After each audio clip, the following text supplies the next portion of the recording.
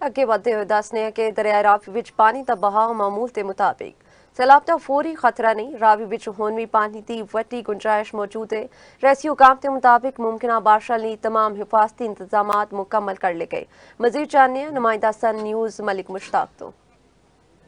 जी बिल्कुल, इस वे मैं मौजूद हाँ दरियाए रावी दे विच। तुहानूं दसदा चलां कि दरियाए रावी असीं एक बोट दे विच कश्ती दे विच मौजूद हाँ। तुहानूं दसदा चलां कि वाह बारिशां दे नाल जिथे जल थल एक होया उत्थे भी आख्या जा रहा है कि शायद दरियाए रावी दे विच भी सैलाब आ जाए, लेकिन इस वेले तक की अगर पोजीशन समझो तो दरियाए रावी जिहड़ा अपने मामूल के मुताबिक किनारे बन के चलता पिया। सर दसना की हालात ने जिहड़ा कहा जा रहा है कि इत्थे भी सैलाब का खतरा है, कितना खतरा है? रावी के अंदर तो सैलाब का कोई खतरा नहीं है। इस टाइम इत्थे मौजूदा जिहड़ा सैलाब चल रहा है, पानी चल रहा है तकरीबन 19,000 क्यूसेक के नजदीक चल रहा है।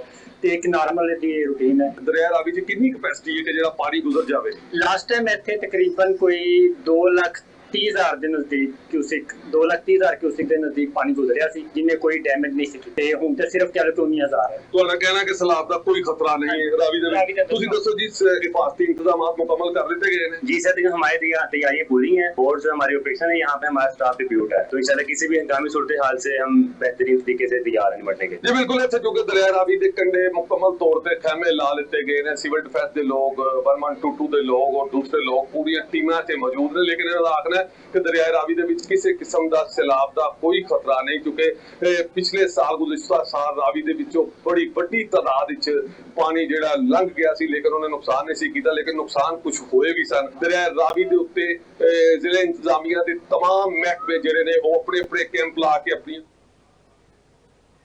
जी मलिक मुश्ताक।